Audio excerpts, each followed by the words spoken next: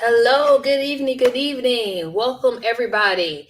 Thank you for watching another episode of It's Okay with Tam Tam. And before we get started, please like this page, follow this page, share this with anyone and everyone who knows who needs to hear this, because you just never know what people are going through. And we want to let them know that they are not alone, that we support them.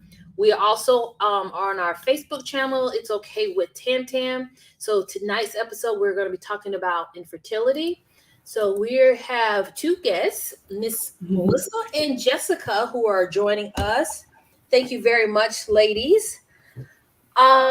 So before we get started, so we're going to talk about infertility. And one thing I looked up, so infertility is the inability to get pregnant after 1 year or if you're of unprotected sex. So I didn't realize I actually fell in that category of being having infertility issues. So about 6% of married women between the ages of 15 and 44. First of all, I don't know too many people in the US that are 15 and married, but whatever. So are unable to get pregnant, and 12% have difficulty carrying the pregnancy, which is something I definitely experienced. So please introduce yourself. Oh, as people know, I am married. This is actually my second marriage. I had a child from the first marriage, and then I guess the infertility, I guess since by this CDC standard, I was experienced that with my current marriage. We've been married for about 5 years, but we did conceive a child eventually. So Jessica, tell us about yourself. Yes, thanks for having me. So I have been married to my husband for 6 years. We've been together for 15 years though. And so we have been trying 6.5 years. We had a pregnancy 10 years ago that ended in a miscarriage. So it took me a couple of years to kind of heal from that and then, get married and then say, okay, yes, we are going to start trying. So that's kind of where we are right now. Got it. Melissa, how about you? So I have been married for 5.5 years. I got married later in life. I was 35 when I got married. And so got married. I knew immediately like, we're going to start trying for a baby just because of my age. And I had found a lump in my breast, and then I had some thyroid stuff going on that we wanted to make sure wasn't cancerous. So we didn't actively try for about 4 months. We started trying, and after about 5 months, I was like, I was not getting pregnant, and I was doing everything. So it probably took us 2.5 years to get pregnant. It was very emotional for me, but I now have a 2.5-year-old daughter, my little miracle baby. So She's so cute too. yeah, thank you. So I know for me, when I was going through, so in my second marriage, I got married later. I was 38, I want to say. And so I'm not gonna lie, like when I got married, I always knew that I wanted my daughter to have a sibling. And then when we got married, he's kind of like, we're both older. He's a little bit older than me, and I was a little bit older. According to medical standards, I'm geriatric. So such a nice term, geriatric. Yeah, right. Yeah. So they just kind of were. I was just kind of like, well, I kind of want to. My husband was like, look, if we have a kid, that's fine. If we don't, that's fine. So we weren't doing anything per se to like actively trying to conceive, but we were definitely not trying to prevent it. And with that being said, I got frustrated, and I would, feel like, and I'm like, why is this happening? Like, I try to do stuff right, and like, why would God bless me with another child? Because, I waited till I got married again. So like, why is it like, and then it's like, well, I should have just went out and just, while I was younger, I could just went out and had a baby. That's what I should have did. And it was very frustrating going through that. So how about you guys? Yeah, it's definitely a journey. For me, it did affect, our marriage because we were newlyweds trying to kind of figure out living together. We both actually waited till we were married. And so I just, was like, okay, I got married. We're going to have a baby.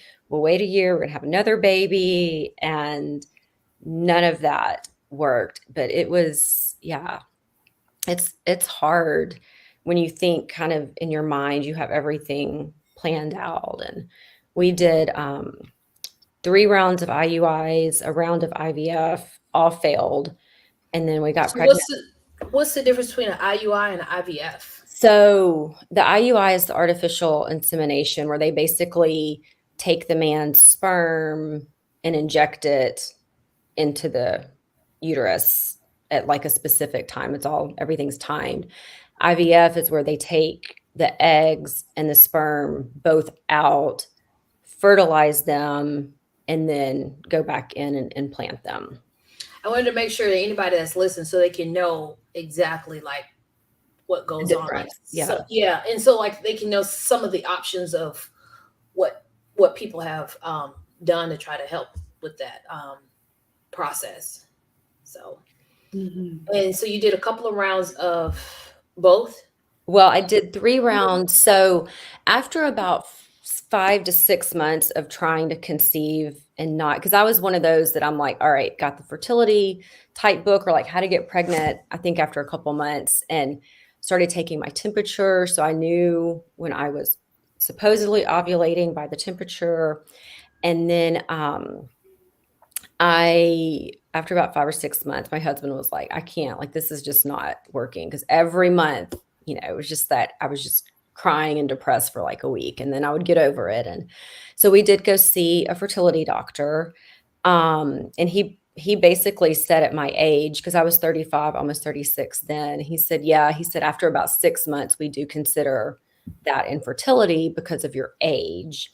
And so I started going through the testing for all of that. Ours was just unexplained.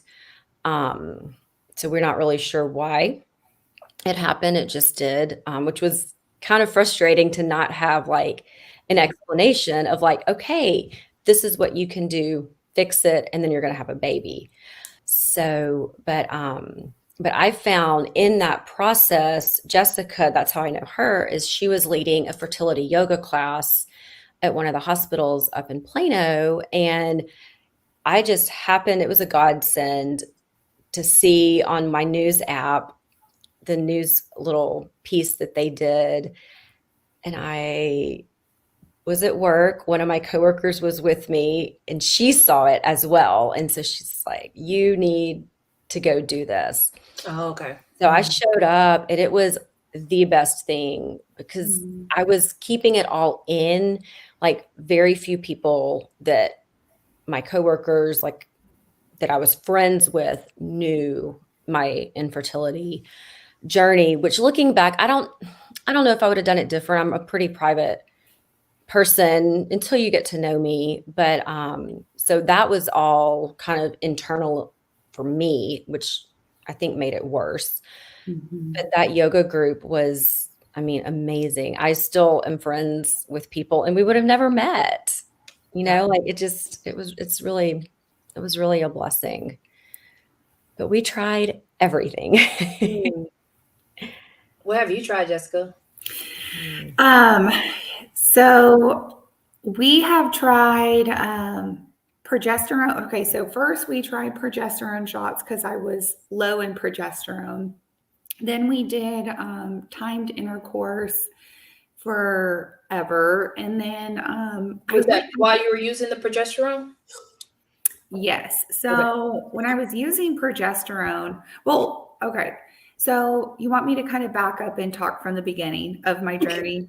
Okay. Yeah. So when we first started trying, I started doing, I wanted to try natural. I was in my 30s, but I felt pretty confident that I was going to get pregnant because I'd been pregnant before, but it ended in a miscarriage. So I started with acupuncture and I started doing Chinese herbs. The acupuncturist that I see, her name is Emily, and she specializes in fertility. And so I did that, and it totally changed my cycles and my health, like for the better. My cycles were really irregular. They were really heavy, and I was diagnosed with PCOS from the OBGYN. So she say what that is so people that are listening. Okay. So PCOS stands for polycystic ovarian syndrome, and there's different types of PCOS, but I think they're beginning to kind of figure out that it's oftentimes like an insulin resistance. And so typically the kind of determining factor of having PCOS is they'll do a sonogram or ultrasound, whatever you want to call it, and they'll see cyst on the ovaries. Well, they never saw cyst on my ovaries. So they just said I had the other kind of PCOS. So we went with that. And the acupuncture has really changed my cycles. Like they became regular, they weren't heavy and like really dark blood. It became a nice red blood, which she would coach me and educated me on how our cycles are a signal of our health. So when I went to her, I really wasn't that healthy, but I got healthy. She encouraged me. I was doing gluten-free and she encouraged me to go dairy-free. So I went dairy-free. Made a huge difference. I still don't eat dairy to this day. Sometimes I'll do sheep and goat's milk because it's less inflammatory than dairy. So that really helped. I went through several different doctors and they really never had an answer other than like, oh, you have PCOS, so it's going to be hard for you to get pregnant. One doctor I had discouraged IUI when I asked, and he said, oh, IUIs, he's an OBGYN. He's like, oh, IUIs don't work because you need cervical mucus in order to get pregnant for the sperm to travel. And I was like, okay, I took his word for it. And so I kind of decided in my head, I'm not going to do IUI. So he wanted to start with the progesterone shots. So I did that.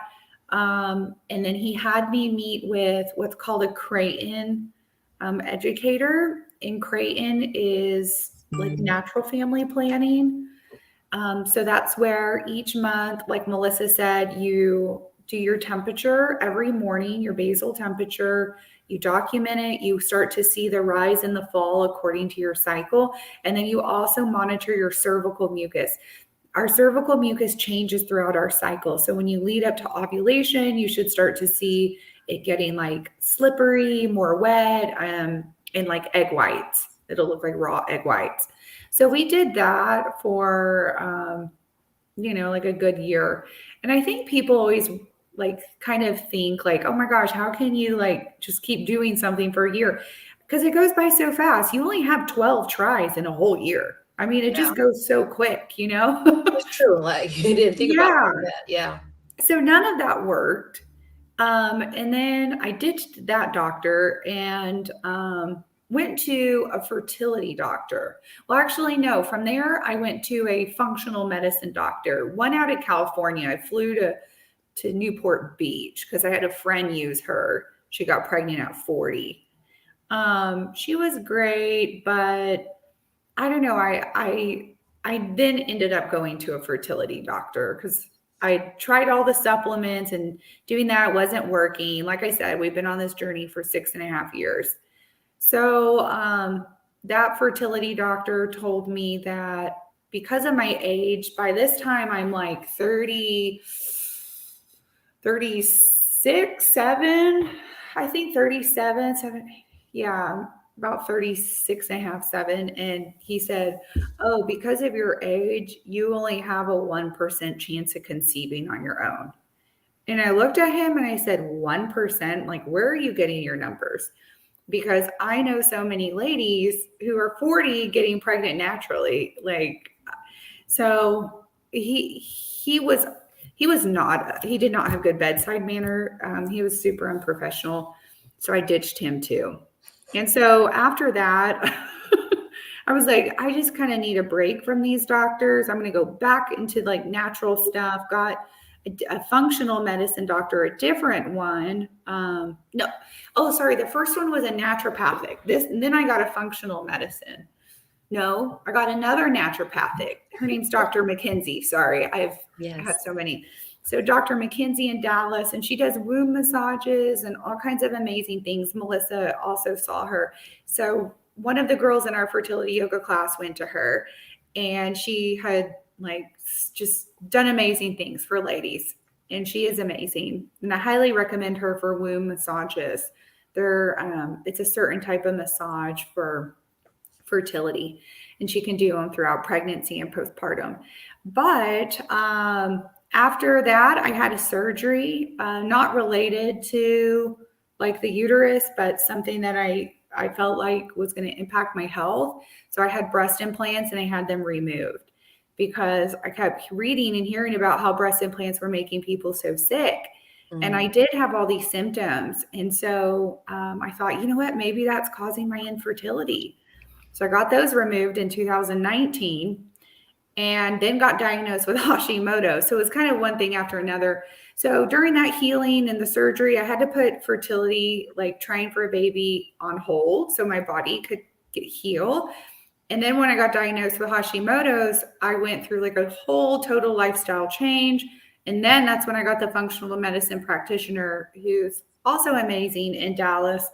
And that's when I feel like got my inflammation down. And so found a new fertility doctor.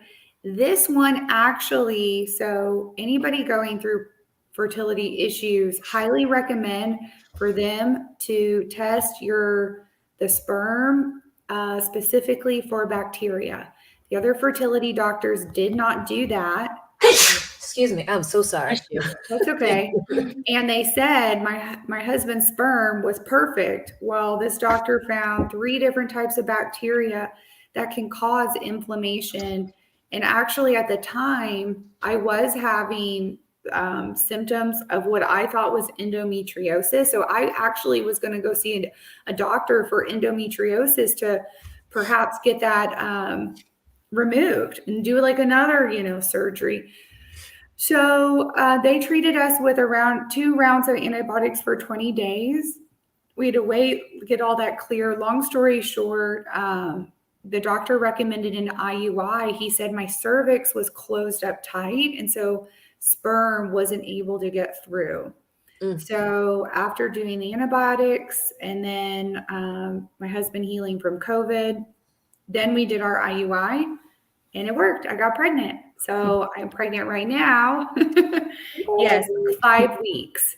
So Congratulations. thank you. Thank you. Yeah. So nervous. I think when you get pregnant after years of infertility and even with a past miscarriage, you're just so nervous. You're like waiting for the bad news. And you mentioned something earlier, T, that you'd mentioned like, oh God, I was like so good. Why aren't you giving me a child?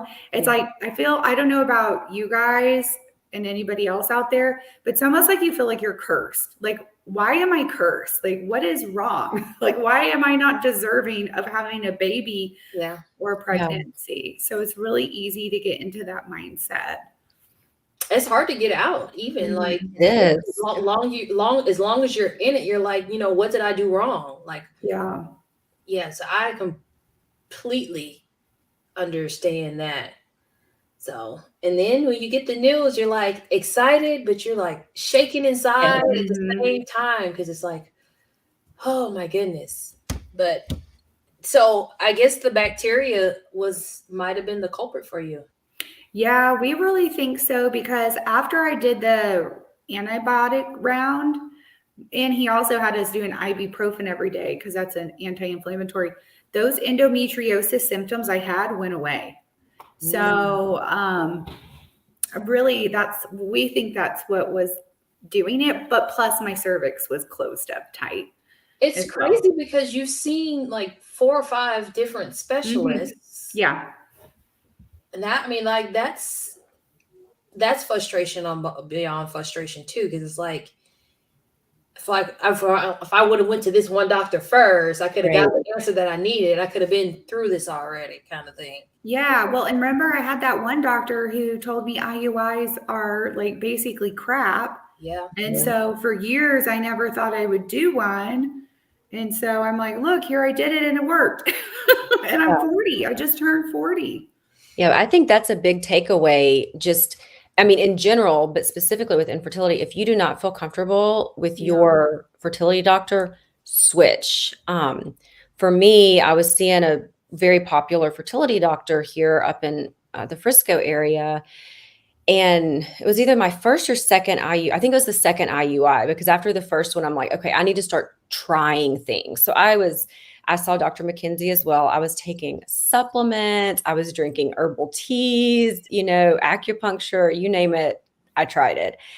And I was very honest. I'm like, this is what I'm taking. I'm seeing, this type of doctor. And he walks in, here I am, half naked, about to have the IUI. And he's like, so is your pee like purple? And my husband is very like, thought it was so funny. Like, he is not emotional. He's an engineer. And I am the complete opposite, especially about this, because my whole life I wanted to be a mom, and just watching my daughter play. She's 2.5. She loves her baby dolls. And I'm like, it just breaks my heart. Like, I'm like, I don't want her to go through what I went through. So now I'm trying to instill healthy eating and exercise, things that were chores for me. But not that my parents didn't raise me right. It just somehow there was, we just weren't like a big exercise family. But I switched fertility doctors, and I actually ended up with a woman who had undergone fertility herself. But even though the last round of the IUI and the IVF I had with her didn't work, I still felt comfortable going back to her, because after the failed IVF, she's like, this is what we can do. They had retrieved my eggs before I started the acupuncture and getting like even more like diet changes, doing more things like that. So I was willing to try again because I was making lifestyle changes and I knew that was going to affect, my egg quality. So I switched from her, but even like my OB when I got pregnant, I don't know, I loved her, loved her. But when I got pregnant, something changed and it was horrible. It was not a good experience. And I wish I had switched OBs during pregnancy, but instead I switched 6 weeks for my 6 week postpartum checkup. I was like, you know what? I can't see her. Like 5 days postpartum, I was bleeding, fresh blood. Like I thought I had torn my stitches because I had a natural birth and had stitches. And I switched and I love my OB now. But even looking back with the infertility, I'm like, would my OB now been able to do something and steer me in a different direction? You know, I don't know. But Yeah, you made such a good point. It's so important to switch doctors if you don't feel comfortable. yeah. So, and just in general with anything, if you don't have that click and you don't feel like you can trust them, don't do it. Just leave. Yeah, very, very important. I ended up switching my doctor, and it wasn't even more so with him versus the hospital and the staff. And I think it was part of it was we might have been like have some undercover PTSD because of all the issues that we were before, and just being under that stress in a time of something that's already stressful. Like we just had to just change it. But how did it, like, how would you say it affected like your relationships, like with, well, I even know like when I was, I guess, going through, I guess, infertility myself, I know I would like undercover when you see someone like, oh, I'm pregnant again, and it's like, oh, I'm pregnant again, it's like, man, like, what am I doing wrong? Like, why can't I be that person to just be like, oh, I'm pregnant, and then it's like, somebody's on the, like, we weren't even trying, it just, whoops, it happened, and it's like, Jessica, you're having to fly out of the country, you've seen several doctors, and it's just like, I want to get an answer. We ended up after we had a miscarriage, we ended up going to get testing, and to me, the answer really wasn't clear. He said the infertility doctor, it's just like, to me, he just had to find something to say. It didn't seem like a legit reason. He just said, oh, one of the genes, you have a mutation on this specific gene, which makes you more prone to miscarriages. And it's like, I don't know, like, if that's fully legit or whatever. It just seemed like it was something like was kind of reaching for the stars. So just kind of, we were at that point, we were just kind of like, well, I guess it's not going to happen. They were like, well, you should do IVF. And my husband's like, no, I don't want to do IVF. I don't want to, because insurance not really going to pay for it. You got to come out of the pocket. And he's just like, no, we're old anyway. So it's like, well, all right. So anyway, so how did it like affect your relationship? I think for me and my husband, I think after we went through all this, it increased our bond because like we really had to depend on each other for emotional support. Yeah, I would say that this journey definitely increased our bond and relationship too. It brought us a lot closer to each other, closer to God, closer to family, because you have to at some point be a little vulnerable, right? People are going to start making comments, family members, and eventually you just got to say, listen, we're having troubles, okay? So kind of back off. Oh yeah, you're saying like when family is like, well, how come you guys been married so long? Why you don't have any kids? Yes, like and the one that I hate, well, you're not a spring chicken anymore. Come on. And it's like, really? Like, I am trying rude. Yes, the comments family says. So for my husband and I, it definitely brought us so much closer. Yeah, for us, I feel like it was the opposite because I said it earlier, my husband's an engineer and Jessica has met him. She, with her fertility yoga, she did couples yoga. So everybody's so excited. I'm excited about it. He shows up and he's like, oh my gosh, what are you doing? Melissa, you're saying that? My brother's an engineer, so I know exactly what you're talking about. Yes. So there was a joke at we were still dating, but we were like pretty serious. Like we were engaged a month later, but at his brother's wedding, he was the best man. In his speech, he's like, yeah, our family's not emotional. And it was hysterical how the context of how he said it. And I'm like, oh my goodness, it was so real. Like they just are not an emotional family. But I'm but sure yeah, so I'm sure that's what my brother's fiance is oh, feeling right now, because she is like the very bubbly, outgoing. She wears her emotion on the sleeves, and my brother just kind yeah. of like, Oh, they balance each My other husband out. is like, I told him, like him and his friends, like, y'all are like social for engineers.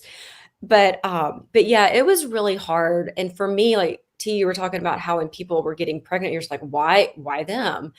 It was so hard for me. Like I struggled a lot, like just depressed. I was just struggling with everything. And people would get pregnant and it's like, then it's emotionally draining because I'm having to plaster my smile and, oh, congratulations. When are you due? And I'm just like, really? You've already had 3 kids. Like you don't need another one.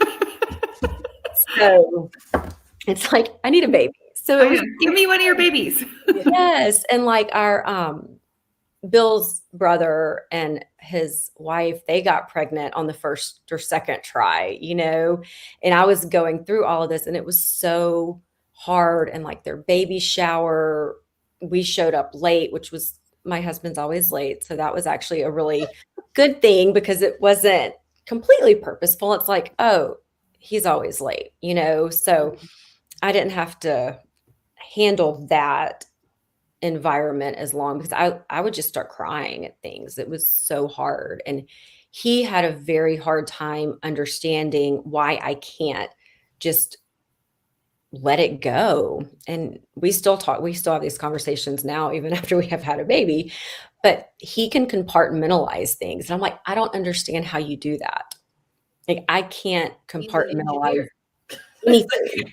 He's If an something's engineer. wrong in one area of my life, it is going to affect, everything because that's just I have to figure out how to process it. And so What but did it you was do to get you through all of that? Because it doesn't sound like it's not like your husband didn't want to, but it didn't seem like he was capable to help you meet your emotional needs. So, and you can't really just go to like your friend who's had like 3 or 4 kids, or right. so like where you, because you like really at that point you're like, no disrespect, you're like, I don't want to hear nothing you got to say, because you're not understanding like Right. what I'm going through, because you have your babies, like, and it's nothing for you to have a baby. I'm trying, like, Yes. And my friends, because I was 39 when I got pregnant, 40 when I had her. So my friends, all their kids, they're like babysitting age now, they're all 9 to 14. But they were very understanding. One of my friends actually had undergone infertility treatments with her 14-year-old. So, she did understand and she had the 2 kids. So it's like, obviously this can work. But yeah, it's hard. And with the spouse, so I did go to counseling. That is another big thing. Please go to counseling, find somebody, Yes. or a friend, a pastor, somebody that you can trust, that you can talk to. And that yoga group was like a whole nother form of counseling. Yes, it was yoga, but I think we spent like an hour and a half talking. I never thought I would talk about my sex life with people after I got married. It's like that. You just don't talk about that. I mean, we knew when we were having sex with with our husbands, like when we were on our periods, like what our typical mucus looked like. It was things that I never in a million years thought I would share with people. We actually went out for Jessica's birthday and we were talking about stuff, and it's like, oh my gosh, this is normal for us to talk about. And we're like in the middle of the restaurant and we're like, okay, we have to tone it down because this is because not you need normal. somebody to walk by and hear you saying my mucus looks like this. I'm like, this is not normal conversation anymore for people. But women need that. Women need like an outlet to gather with other women that are going through infertility struggles. Yeah. So whoever's listening, find your group. Find a support group as well. Very, very important.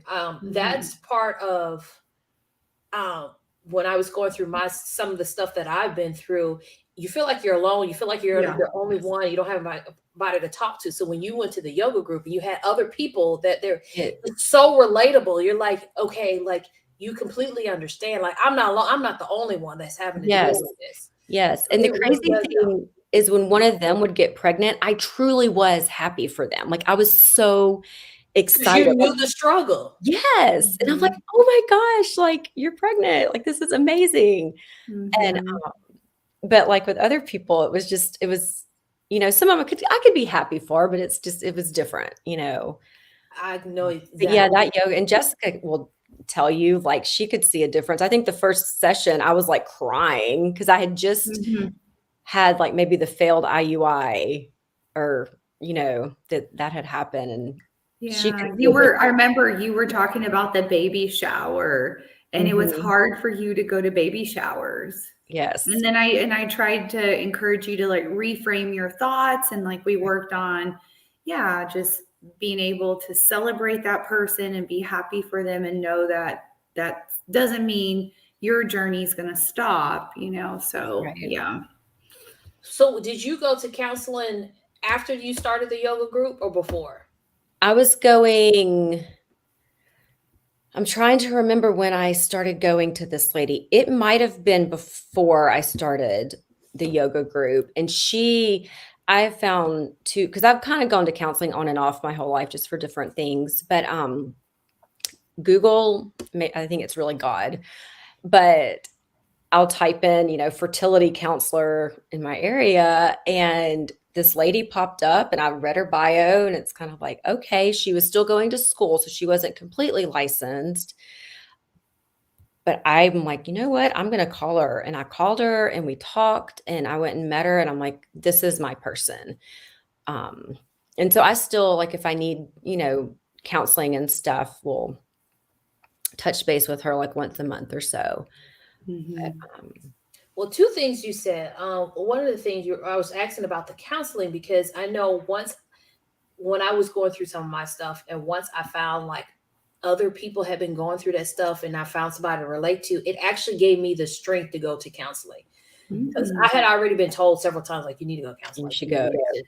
And I just couldn't do it. I tried this person and I tried another person, and it was easier for me to just say, okay, I tried it, but it didn't work. So I didn't have to deal with it. But then like after, when I found the strength to actually go, it was like purposefully I was going to find somebody. And then in the mommy mixer, Jessica, you were saying that find somebody that specializes in what you specialize in. And you gave me the list of the people, and I found one, and I really like her. Crazy enough, she's on maternity leave now, but so some of the stuff like that I'm dealing with, it's some of the stuff that has to do with baby and conception and all that kind of stuff. So I think she didn't want to tell me. So she was like, oh, I didn't tell you? Like, this is my last day. So, but I had to finding someone to relate to gave me the strength to actually go and get the help that I need. Not to say that the finding people that have gone through it wasn't therapeutic. It was. I mean, that's crazy enough to say, but it was therapeutic when you're hearing that story, and it's like they got through it, and there's a possibility, and it gives you hope. So for whatever you're going through. So what would you say? Oh, I want to put up, because Melissa, you said that there was books. Yes. And I sent you that, I think, a picture and a list, and I've got them all right here too. There's this, I think this one was the first one that I did. I don't know if y'all can see it. Oh yeah, I had that one too. Naturally after 30, because after 30, it's crazy though, because they say, after 30, Jessica, you said one after 40, the doctor told you had 1%, and everybody's saying like you have like this minuscule amount of ability. After I had my second child, the doctor said that there are more women having babies in their 40s than ever before. Yeah. So obviously, and it's crazy enough too. Also, you ever watch the show Adam Ruins It All? Mm-mm. So basically, it's a guy who goes on there and it's like all these theories or stuff that we've been told. He kind of disproves them. Like he was like, "What's the number one college?" And he was talking about how they rank them and everything. So one of the things he talked about was having babies after 30, because they talked about how, once you're like 30, family is rushing you to have babies and all that kind of stuff. And he said, but they say, well, after you hit 40, you have such and such chance of getting pregnant. And he said, really, that was the numbers. He said the numbers from the studies are so outdated, like they really should not be used. And he said there is a drop, but he said the drop is so small that it really, like, it shouldn't be to the point where they're trying to force everybody to have kids at such a young age, that it's still a possibility once you hit 30, once you hit 40 for you. And being that there's so many people that are doing it, I mean, Yeah. And you know what I would tell people too is, and then I used to tell the girls this in fertility yoga is, doctors, they are not God, right? So they can do amazing things. They can do diagnosis and foresee some things, but they don't know everything 100%, because when it comes to conception, there's a miracle involved in that. And that's God. And so whatever doctor or practitioner you're seeing, if they tell you news like, oh, you're only going to get pregnant with IVF, or, oh, you need a donor egg or donor embryo, you don't know if that's the final word, because God has the final word. I saw so many of my students in fertility yoga, doctors said, they need all this testing. They need donated embryos or donated eggs. And then they quit IVF, they quit all this stuff, and then they get pregnant on their own. Yeah. I mean, I saw it over and over and over again. So I would take it for what it is, but don't give up. Yeah.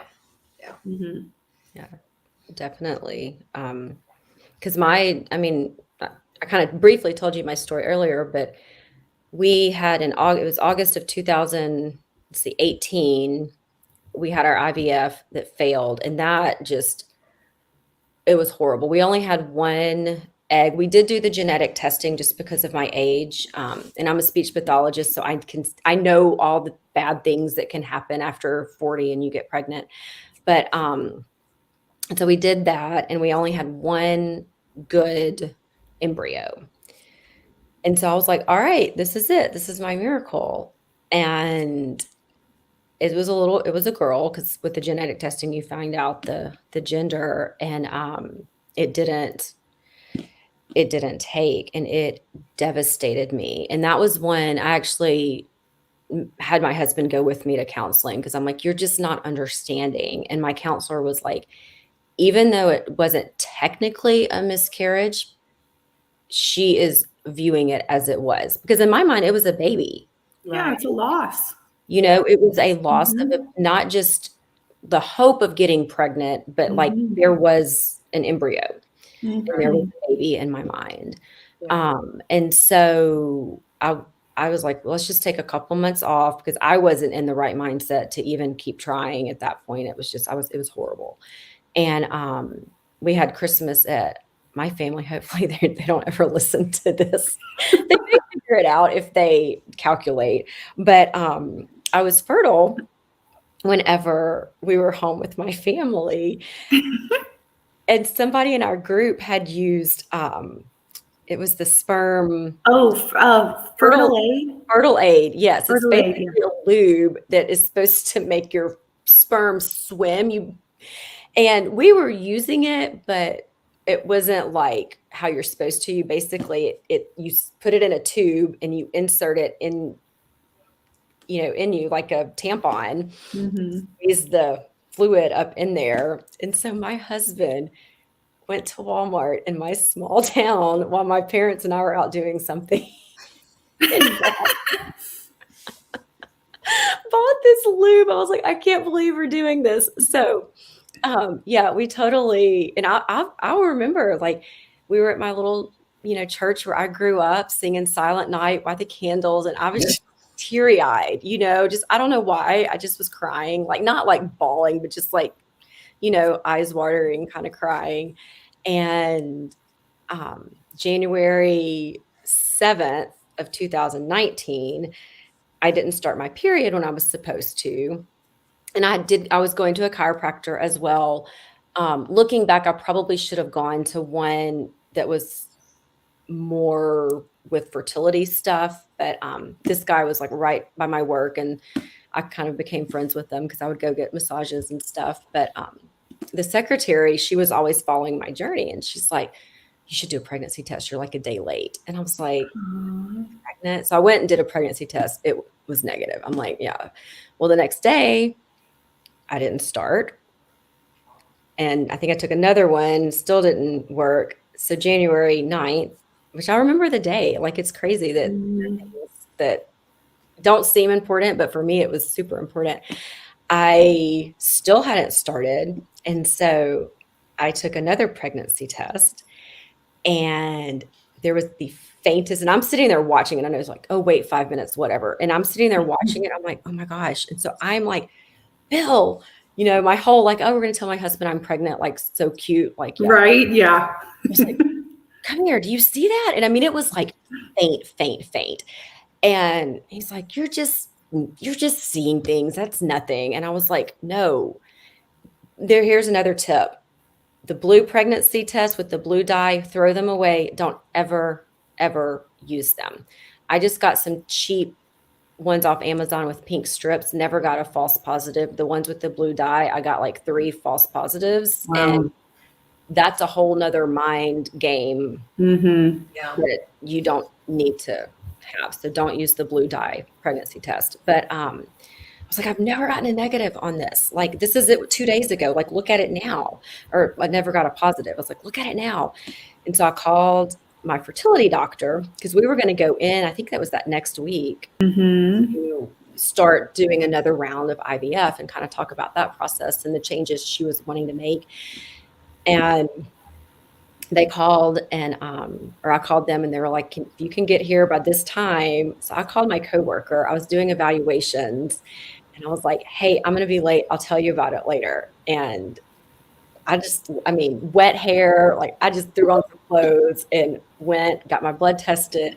So I ended up telling my coworker because I'm like, I have to tell somebody. I mean, that's big news. Like, and she knew about my fertility journey because I was having to take off different times because the IUI and IVF, like it is very timed, and the doctor said, this is the time of day. This is the day when you're coming in for this procedure. And so I went in, and it's like between 2 and 3 p.m. They called me, and they're like, you are pregnant. And I'm just like, oh my goodness gracious. Like, I can't believe it. I actually called Jessica, which you knew as soon as I called you, I was pregnant. But I did do a cutesy thing when my husband, when we got home. But yeah. Oh, you did. I remember it. Yeah. Like he's a fisherman. The fishing stuff. Yeah. So I'd made a onesie, or no, that was after I actually was pregnant. I had a onesie made, I think.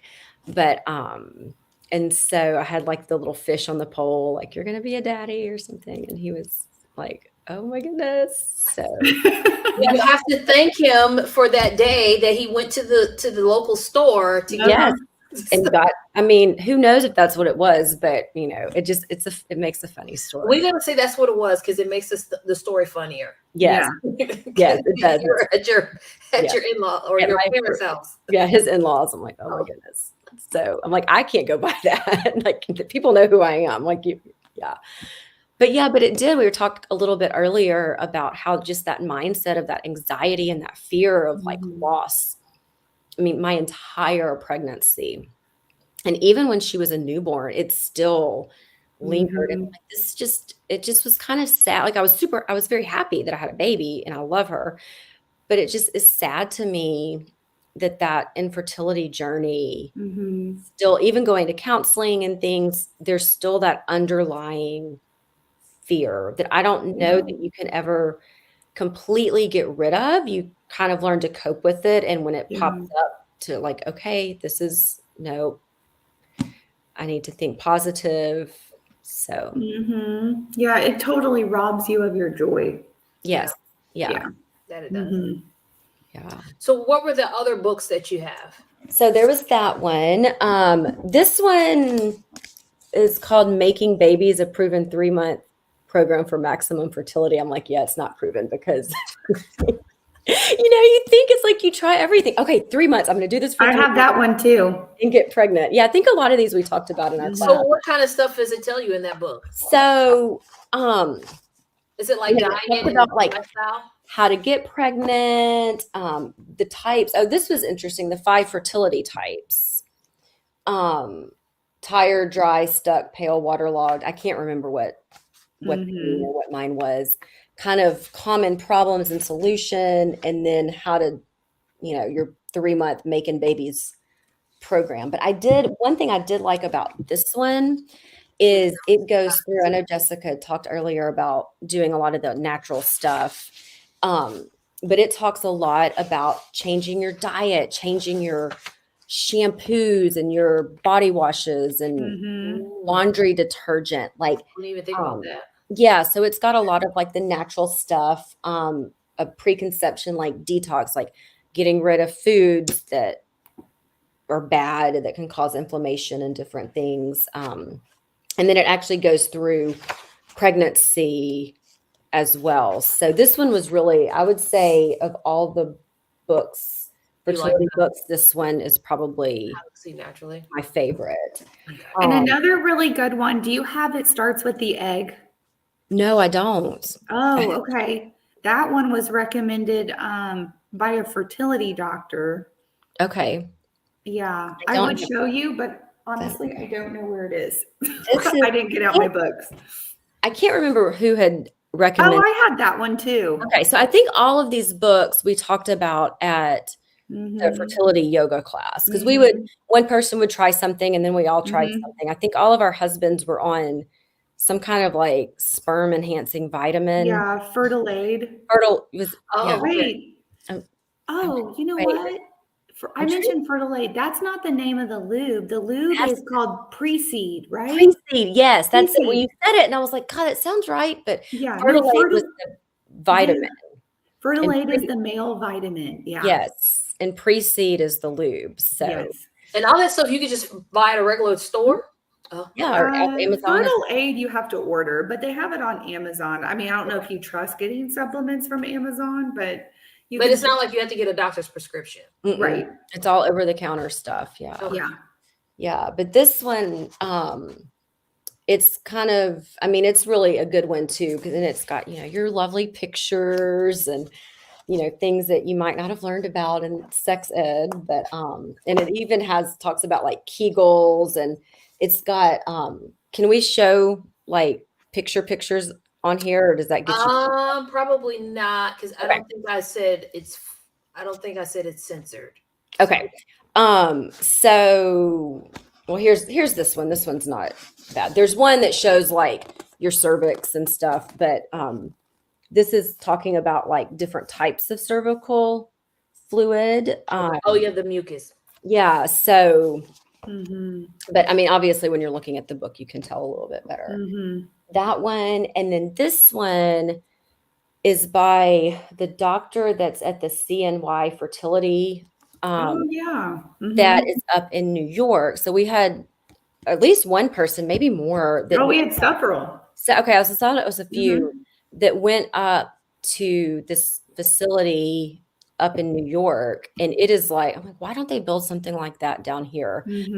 They were talking about they had robes and like massages before and after their IUI. For you and your partner. So it's like a spa. Yeah. Yeah, for you and your partner. Yes. Oh, and the partner. Yes. Yeah. Wow. Like, how awesome is that?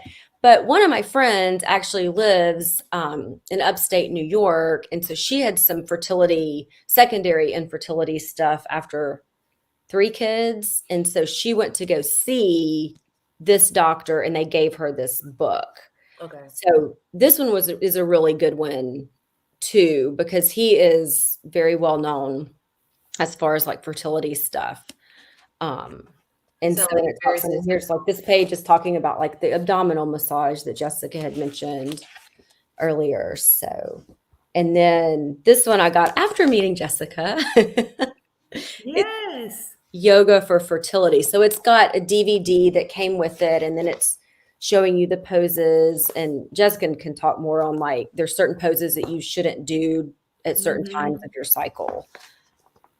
Oh, And certain times of your cycle. I didn't even know about that. Well, yeah. So yoga for fertility, the training I did in the book is by Lynn Ginseng. And so it's kind of based on traditional Chinese medicine where you really want to tailor your workouts and your yoga practice and just your lifestyle to where you are in your cycle. So in the very beginning, when like the follicles are starting to grow, that's the follicular phase. That's when we usually have the most energy. This is after your period ends. So you know your hormones are ramping up. You should really have more invigorating exercise.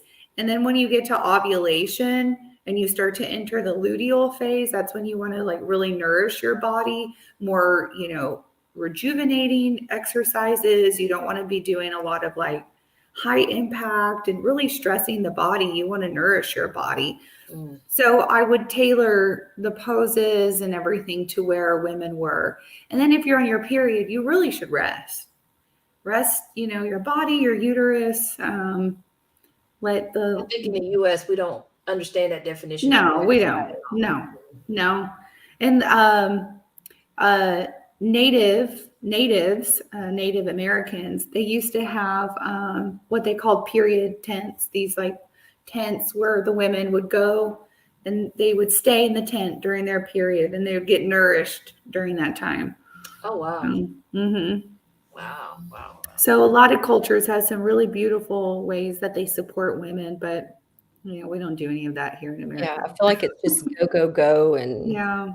Constantly go. Yes. That's our life. And that's probably affecting more of our fertility than anything.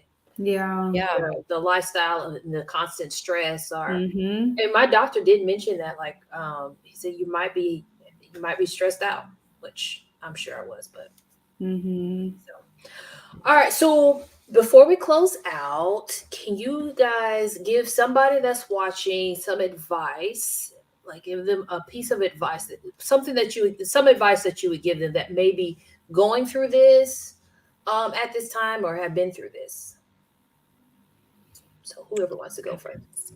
Well, I'll start with I just have one funny story that I want to share because it just, every time I tell it, I start laughing. So I guess that is kind of one piece of advice is find something that you enjoy doing.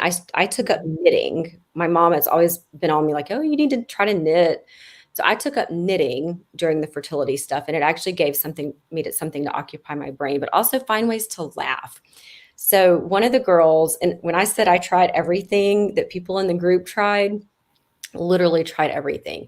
So there is a thing called vaginal steam. I had never heard about it. And you basically put these herbs and flowers in a pot. Like you have to get those from a doctor that specializes in that. And so Dr. McKenzie gave us all these herbs. And so I'm like, okay, I'm doing this. My husband always worked late. And so you are naked from the waist down and you're boiling these herbs in your crock pot. At home? At home, yes. Oh my. They actually have places that like, what is it? One of those like King Spa or something. We were all going to go do it, but we never were on the same day of our cycle. They do this at the King Spa? Apparently. We never went. Oh, okay. So one of our girlfriends did. We were all going to go as a group, but you're supposed to do it, and I can't remember when exactly. You're supposed to do it on certain days of your cycle. And so I had my whole thing set up. I had 2 chairs, was kind of propped up. I had blankets where you're pretty much all huddled under a blanket so the steam is rising into your vaginal area. So my husband, and it smells because you've got lavender and whatever else in there. And my husband walks in. We've already talked about it. It's like, what in the world? Yes. I wish I had filmed his reaction. He's like, what are you doing? I think he just walked out. Like, I can't even. But it was fun. You know, it was something that in I the can midst, only imagine like you, your spouse coming in and seeing you wrapped up with some steam, naked, Steaming your paddling over a vagina. pot, yes. And I was naked. yes. So, but like in the midst of just all of that, I was still able to laugh because it was just really funny. But Mhm. yeah, I would say find, which we talked about earlier, find someone that you can trust, that you can just talk to and pour your heart out. One good thing with the pandemic, I feel like there's a lot of virtual groups now, be it Mhm. Facebook or wherever. Try to find some type of a fertility group that you can like be real with these people. Mhm. Yeah, and I'll kind of echo off of what you said, kind of finding your joy and in your passion, do something. And I would say find like almost like your purpose in the journey.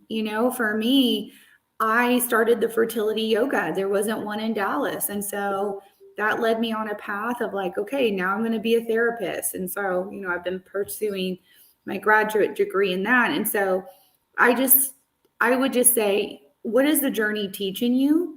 And what can you learn from it? And how can you use this experience to make you a better person? So that's kind of my advice too. Find your purpose in it. Yeah. It can be hard. And some days you may not have a purpose in it and it sucks and it does suck. Yeah, it does. And that's okay too. But then there are days where you're going to feel good and you're going to feel positive. So on those days, get out your journal, get out your Bible or, whatever spiritual or religious practice you have in your life and just try to connect to that and know that we are part of something so much bigger than like what we're going through right now. Yeah. I think for me also to kind of piggyback back on both of you guys is definitely find that person to talk to. Find Mhm. it's so much easier to get through whatever you're going through when you have somebody that can relate Mhm. because they know what you're feeling and they can help you get through it. So Mhm. that was for me, that was the game changer for me. So I think that's the biggest thing. And then like you say, find your journey. I found Mhm. through all the stuff that I've been through and the end with counseling that this is how this show got started. And it's There just you go. hopefully to help somebody with whatever their Mhm. journey or their situation is, that they can find somebody that they can relate to and get resources and whatever to help them get through it, because mental health is an issue. Everybody goes through stuff, Mhm. and I think it's one of the things that we put on the back burner the most. And Mhm. when you go through stuff, it's all right to get help. So Yep. thank you both for being on here. This is Jessica and Melissa. That thank you for sharing your stories You're welcome. This with was us. fun. Please, anybody that's watching, share this with somebody who you never know who needs to hear this. You never know, as Melissa does not share, did not share her infertility issue. So share this. You never know who's going through this. So like my page, follow It's Okay with Tam Tam on Facebook. Also subscribe to the YouTube channel, and I will see you guys next week. Bye. Bye.